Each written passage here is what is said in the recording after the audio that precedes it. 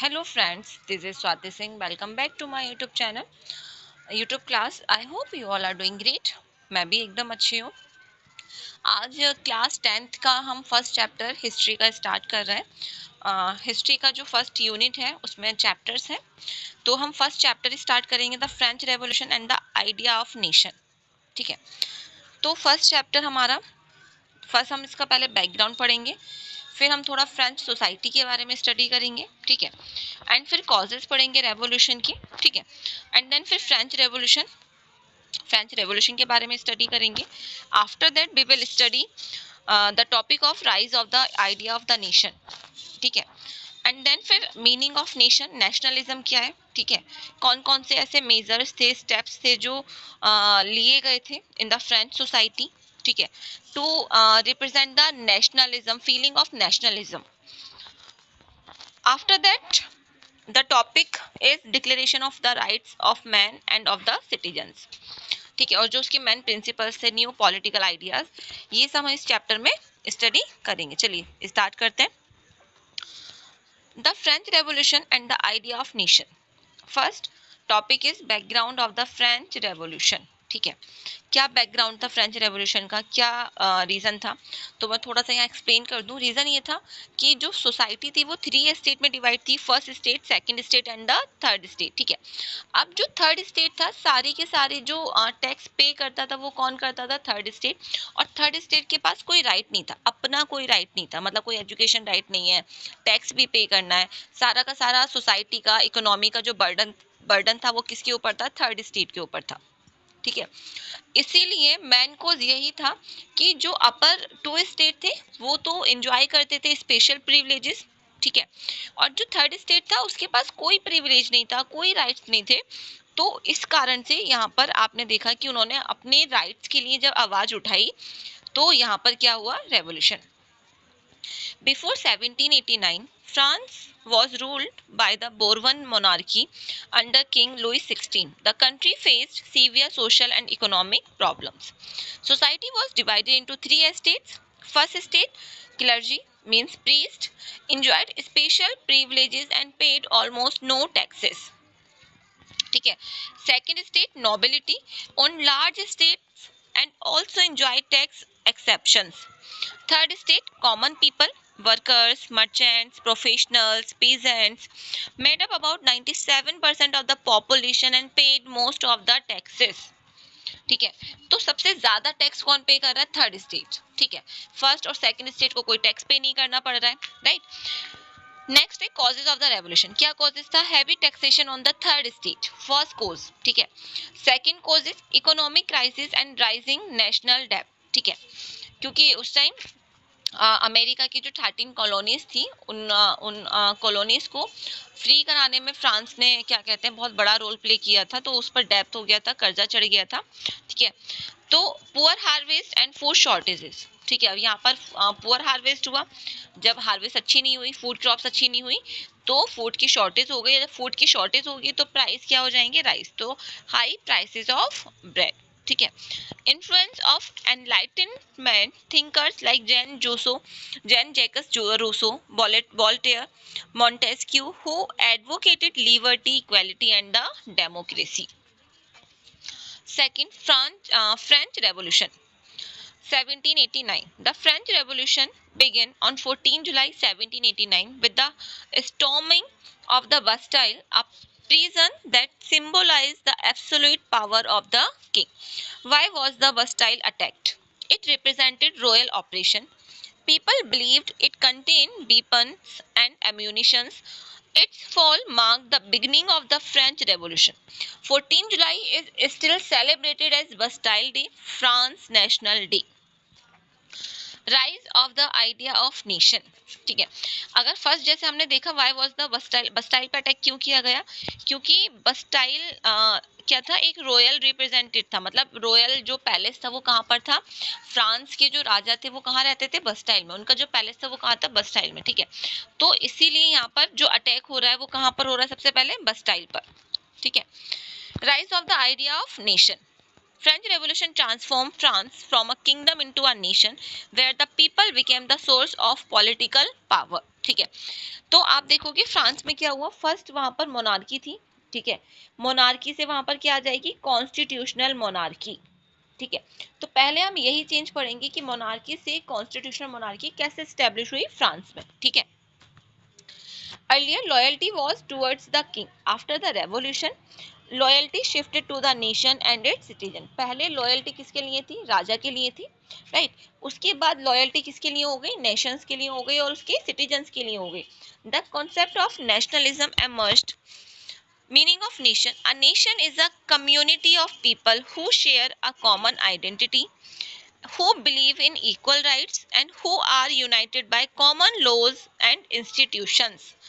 ठीक है, इसको हम बोलते हैं नेशन या नेशनलिज्म, ठीक है।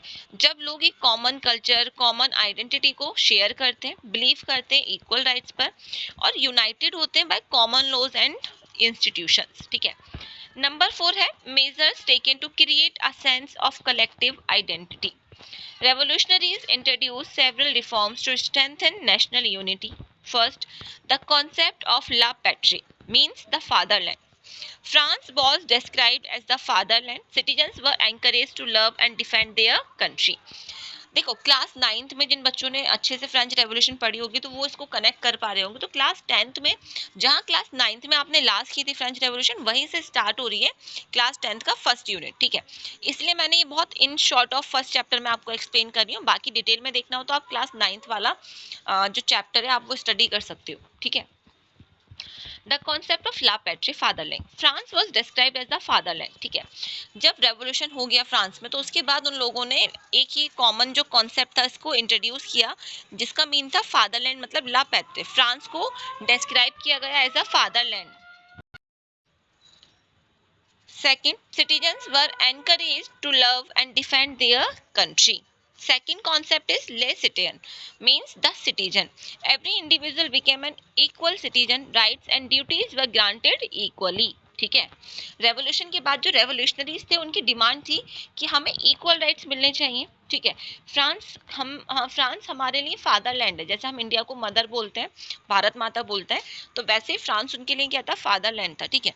तो इन्होंने ये चीज रखी कि हमें इक्वल राइट्स चाहिए, सभी सिटीजन्स इक्वली ट्रीट होने चाहिए in the eyes of law. Rights and duties were granted equally. Third, national flag. The royal flag was replaced by the French tricolor, blue, white and red. ठीक है, it became the symbol of the nation.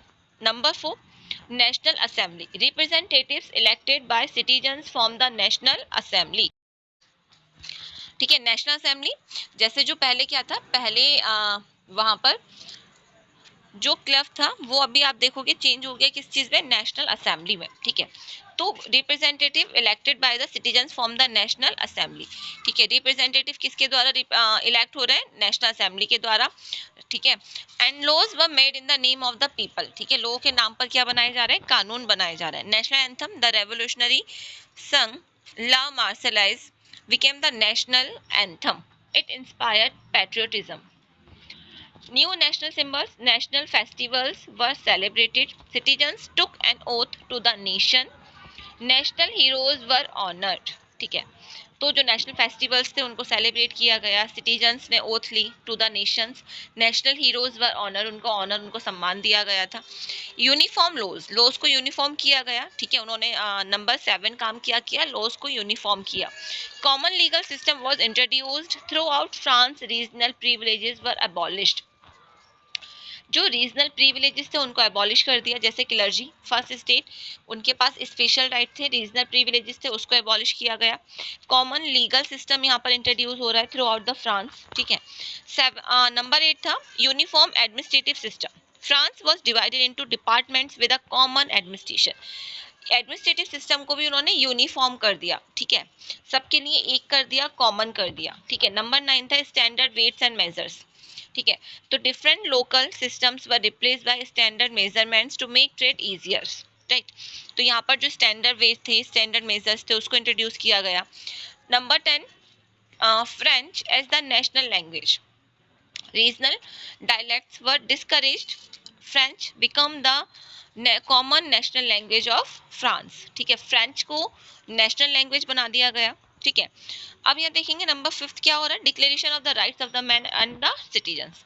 जो mains के citizens के rights है, अभी भी women's को rights नहीं दिए, ओनली मैन को राइट्स दिए गए। This declaration became one of the most important documents of the revolution. Main principle is all man are born free and equal. सभी आदमी पैदा होते हैं, कैसे पैदा होते हैं, फ्री होते हैं और इक्वल होते हैं। Equality before the law, freedom of speech, freedom of religion, right to own property, protection of individual rights. The government derives its power from the people, means democracy. Clear. तो ये इसके main principles थे, but women's की rights की तो बात ही नहीं हो रही है अभी भी, ठीक है। तो new political ideas, the revolution spread 3 important ideas, liberty which means freedom of thought, speech, religion and expression, equality which mean equal rights before the law, and end of privileges based on birth, ठीक है। जो किसके पास थे, clergy और the nobility, first and the second state के पास जो special right थे उनको यहाँ पर एबॉलिश किया, ठीक है। fraternity which mean brotherhood and unity among citizens. These ideals became the foundation of modern democracy, जिसको हमने हमारे इंडिया की कॉन्स्टिट्यूशन में भी अडॉप्ट किया है, ठीक है। पॉलिटिकल इम्पैक्ट, अगर हम बात करें फ्रेटर्निटी, इक्वालिटी और लिबर्टी, तो ये हमने इंडिया में जो कॉन्स्टिट्यूशन में ये तीनों आइडियाज को अडॉप्ट किया है, तो वो कहाँ से किया है, फ्रेंच रेवोल्यूशन से, फ्रेंच की कॉन्स्टिट्यूशन से। Political impact, end of absolute monarchy, ठीक है। पॉलिटिकल प्रभाव क्या पड़ा, जो एब्सोल्यूट मोनार्की थी उस वो एंड हो गई। राइज ऑफ डेमोक्रेसी, अब यहाँ कॉन्स्टिट्यूशनल मोनार्की आप देखोगे, राइज ऑफ डेमोक्रेसी का राइज हो रहा है यहाँ पर। सिटीजन्स बिकेम पॉलिटिकली अवेयर, जो सिटीजन्स हैं वो पॉलिटिकली अवेयर हो चुके हैं, पहले नहीं थे। सोशल इम्पैक्ट, फेडरल प्रिविलेजेस वर अबॉलिश, ठीक है। जो फेडरल प्रिविलेजेस थे वो अबॉलिश हो चुके। Equality before law was promoted, कानून के लिए सब, कानून के समक्ष, कानून के लिए सब समान है, इसको प्रमोट किया गया। Social discrimination reduce, social discrimination को रिड्यूस किया गया, ठीक है। इकोनॉमिक इम्पैक्ट था, इंटरनेशनल ट्रेड बैरियर्स वर रिमूव्ड, ठीक है। जो भी इंटरनेशनल जो बैरियर्स थे, इंटरनल ट्रेड पर जो बैरियर्स थे, कस्टम ड्यूटीज थी, टैक्सेस थे, हैवी टैक्सेस चार्ज होते थे, वो सारी चीजें इम्पोज कर दी गई। Common taxation and administration improved economic activity, common taxation system introduce हो रहा है, ठीक है। कॉमन एडमिनिस्ट्रेशन सिस्टम इंट्रोड्यूस हो रहा है, राइट। इम्पैक्ट ऑन यूरोप, अब बात करें यूरोप पर इम्पैक्ट की। Ideas of nationalism spread across Europe, people in many countries begin demanding national unity, ठीक है, constitutional government, equal rights, freedom from absolute rulers, ठीक है। तो ये उनकी डिमांड थी कि नेशनल यूनिटी होनी चाहिए, कॉन्स्टिट्यूशनल गवर्नमेंट होनी चाहिए, मींस पहले मोनार्की थी, अब क्या हो गई, कॉन्स्टिट्यूशनल मोनार्की। इक्वल राइट्स होने चाहिए, फ्रीडम फ्रॉम एब्सोल्यूट रूलर्स, जो एब्सोल्यूट रूलर्स हैं उनसे हमें फ्रीडम मिलनी चाहिए। These ideas later inspired the unification of Germany and Italy and many nationalist movements across Europe. Important keywords यहाँ देख लीजिए आप, nationalism, feeling of unity, loyalty and pride towards one nations. Nation state का mean, which mean a state where citizens share a common identity and government, ठीक है। तो nationalism क्या है, feeling of unity, feeling of loyalty, feeling of pride toward one nation, एक nation के लिए जो एक फीलिंग होती है उसको बोल रहे हैं नेशनलिज्म। नेशन स्टेट, एक स्टेट जहां पर जो लोग हैं वो कॉमन कल्चर, कॉमन आइडेंटिटी और कॉमन गवर्नमेंट को शेयर करते हैं, ठीक है, it is known as nation state. Sovereignty, supreme political power belongs to the people, ठीक है। Patriotism, love and devotion towards one's countries. Important dates है 1789 beginning of the French Revolution, 14 July 1789 storming of the Bastille, 1789 Declaration of the Rights of Man and of the Citizen adopted। CBSE board exams के point of view से कुछ इस chapter से question से जो आ जाता है, explain how the French revolution promoted nationalism in Europe, mention any 5 major adopted by French revolutionaries to create a collective national identity, explain the significance of the declaration of rights of man and the citizens, describe the ideals of liberty, equality and fraternity and their importance, explain the role of storming of the Bastille in the French Revolution। ये है कुछ questions जिसकी आप practice कर सकते हो। देखो practice must है, अभी से आप आंसर राइटिंग करोगे तो बोर्ड में आपके लिए इजी हो जाएगा। और आई थिंक नेक्स्ट ईयर तो जो बोर्ड का सिलेबस है, जैसे 9th का इस बार चेंज हुआ है, तो आई थिंक बोर्ड का भी सिलेबस चेंज हो जाएगा नेक्स्ट ईयर। तो आई होप कि आपको मेरी क्लास पसंद आई है, तो मेरी क्लास को लाइक कीजिए, शेयर कीजिए, सब्सक्राइब कीजिए, और जितना आप लोग लाइक करोगे, शेयर करोगे, सब्सक्राइब करोगे, उन लोगों तक पहुंचाओगे जिनको मेरी क्लास की नीड है। ठीक है। तो एक तरह से जिस एम से, जिस उद्देश्य से मैंने अपने चैनल को यहाँ पर ओपन किया है, वो मेरे लिए एक तरह से मुझे लगेगा कि अब उसका सही यूज़ हो रहा है। तो प्लीज़ उसको लाइक शेयर सब्सक्राइब कीजिए, और मिलते हैं नेक्स्ट वीडियो में। तब तक अपना ध्यान रखिए, पढ़ते रहिए।